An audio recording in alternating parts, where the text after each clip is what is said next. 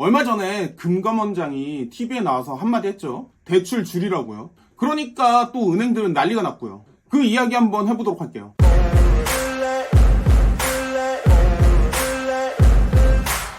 안녕하십니까.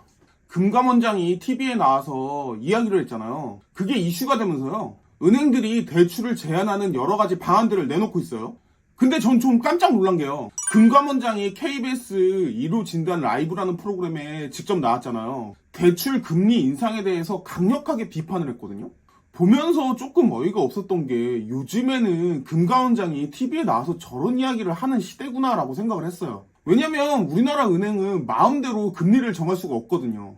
그렇다는 건 금감원에서 금리를 올리는 걸 허락을 해줬다는 이야기일 텐데요. TV에 나와서 왜 저런 소리 하나 조금 신기했거든요. 분명 본인이 허락을 해주었거나 아니면 비슷한 말을 했으니까 은행에서 금리를 올렸을 텐데요. TV 나와서 왜 저런 소리를 할까라는 생각을 했었죠. 좀 많이 의아했어요. 그 부분에 대해서 이야기를 하려고 하면 지금 나오는 상황에 대해서 이야기를 좀 해봐야 될 것 같아요.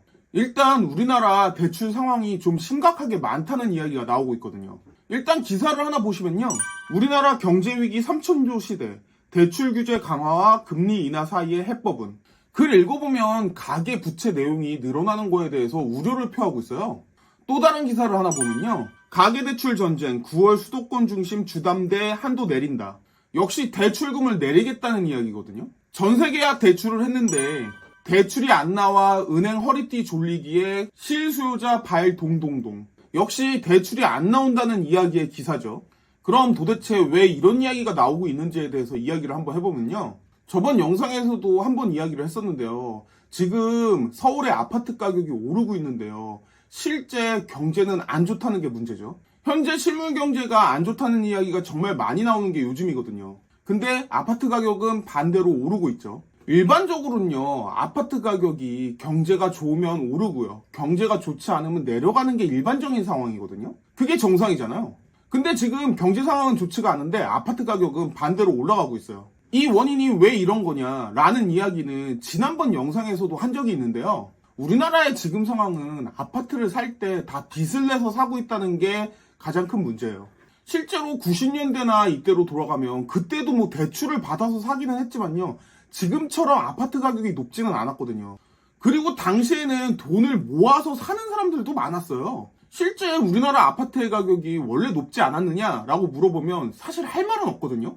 근데 이 정도로 높지는 않았어요. 그러던 게 2010년대에 들어오면서 아파트 가격이 급등을 하기 시작을 하면서 아파트는 빚을 내서라도 무조건 빨리 사는 게 이득이다. 이런 생각들이 퍼지게 되죠. 실제 2010년 초반만 해도 아파트 안 사는 게 더 낫다. 이런 이야기도 많이 나왔거든요. 부동산 시장 끝났다. 뭐 이런 이야기도 많이 나왔고요. 근데 지금 생각해보면 완전 웬걸류죠. 어느샌가 서울의 아파트 가격은 10억을 훌쩍 넘어가고 있는 상황이고요. 우리나라 같은 경우에는 아파트가 투자의 수단으로 여겨지고 있죠. 거기다가 금리도 쌌으니까 은행에서 돈 빌려서 아파트 빨리 사는 사람들이 돈을 많이 버는 경우가 많았으니까요. 그러던 게 코로나 때 미국에서 돈을 또 엄청나게 푸니까 우리나라에 들어온 돈들이 그 돈들이 또 다 아파트로 들어갔죠. 덕분에 아파트 가격은 또 미친 듯이 뛰었고요. 막바지쯤에 풀대출 받아서 산 사람들은 사실은 끝장난 상황이 되었어요. 그게 벌써 몇 년 전이거든요. 시간이 몇 년 지나다 보니까 이제는 다시 오르지 않겠느냐 이런 사람들이 또 생기는 거죠. 그리고 그런 사람들이 아파트를 사고 있으니까 아파트 가격이 지금 올라가는 거고요. 며칠 전에 친구랑 이야기를 하는데 친구도 그런 소리를 하더라고요. 아파트 사는 건 절대 손해보지 않는다고 빨리 사라고요. 뭐 이런 이야기를 친구가 했거든요. 그냥 들으면서 그래 그러고 말긴 했는데요. 개인적인 생각은 조금 달라요. 왜냐하면 그거 옛날 이야기거든요. 세상은 계속 변하고 똑같은 게 계속 반복되진 않아요. 똑같은 게 정말 반복됐다면 돈 벌기가 쉬웠겠죠. 근데 현실은 돈 벌기가 매우 어렵잖아요. 어쨌든 이렇게 아파트 가격은 다시 오르지 않을까라고 생각하는 게 일반적인 사람들의 생각이 아닐까 싶어요. 지금 경제가 좋지 않은데 아파트 가격이 오르는 이유는 당연히 사람들이 사니까 오르는 거죠. 그럼 이 집을 누가 사고 있길래 오르는 걸까요? 30대 초반에 젊은 사람들이 빚을 내서 사고 있는 거예요. 몇 년 전부터 부동산 투기를 잡으려는 정부의 정책 때문에 많이 나오는 말이 똘똘한 한 채예요. 한 채를 살 때 잘 사야 된다는 거죠. 이건 뭐 뉴스에도 워낙에 많이 나왔던 이야기니까요. 다주택자를 규제하는 여러 법안들이 나오는 상황이니까요. 한 채를 잘 사야 돈을 벌 수 있다는 이야기가 나오고 있는 거죠. 그러다 보니까 젊은 사람들 입장에서는 이 한 채를 굉장히 잘 사야 된다는 생각들이 널리 퍼져 있는 것 같아요. 그리고 점점 아이를 안 낳는 상황이다 보니까 출산율이 0.6, 0.7 막 이렇게 나오고 있잖아요. 그러다 보니까 정부 입장에서는 규제를 하기는 해야 되는데 부동산 가격이 오르니까 규제를 해야 되죠. 근데 또 젊은이들이 아이를 낳아야 되니까 젊은이들한테는 규제를 조금 풀어주는 거죠.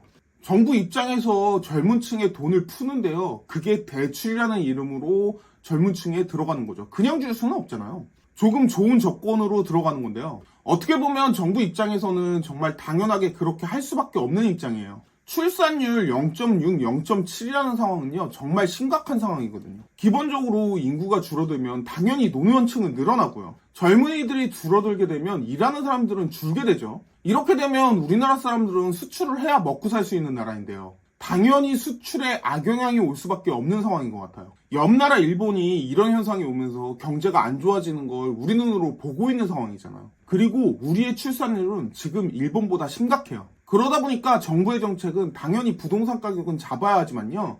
출산율은 올려야 되는 상황이에요. 그러다 보니까 정말 자연스럽게 청년들한테 집을 살 수 있는 돈이 들어가는 상황인데요. 그게 대출금이라는 이름으로 들어가는 거죠. 쉽게 말해서 대출을 쉽게 많이 해주는 거예요. 뭐 청년 어쩌고저쩌가 붙으면서 대출금 나오는 거 있잖아요. 그런 거 얘기하는 거죠. 그 청년들이 대출을 받아서 집을 서울에 아파트를 사다 보니까 서울의 아파트 가격만 비정상적으로 올라가고 있는 거고요. 부동산 가격을 올리는데 이렇게 사실 대출을 주는 것도 큰 역할을 했지만 전세자금 대출 같은 경우에도 굉장히 큰 역할을 했어요. 원래 옛날 90년대쯤에는 전세 자금을 빌려주는 경우는 없었거든요. 그러던 게 역시 집이 없는 사람을 도와준다는 명목으로 전세자금 대출이 생겨나게 되었는데요. 사실 월세로 사는 것보다 이 전세자금 대출을 받아서 전세를 살면요. 아무래도 같은 가격에 더 넓은 집에서 살 수가 있었죠. 그러다 보니까 이 전세자금 대출이 인기가 있을 수밖에 없었거든요. 제 주위의 친구들도 다 전세자금 대출 받아서 그렇게 살아라 그렇게 얘기하는 친구들 되게 많았어요. 원룸 살 거 3룸에서 산다고요. 근데 이게 집값을 끌어올리는데 어느 정도 역할을 주기는 했거든요. 기존에 월세로 살던 사람들이 전세로 바꿨다는 얘기는 주택시장에 더 많은 자금이 들어갔다는 이야기니까요. 아무래도 집값이 더 오를 수밖에요.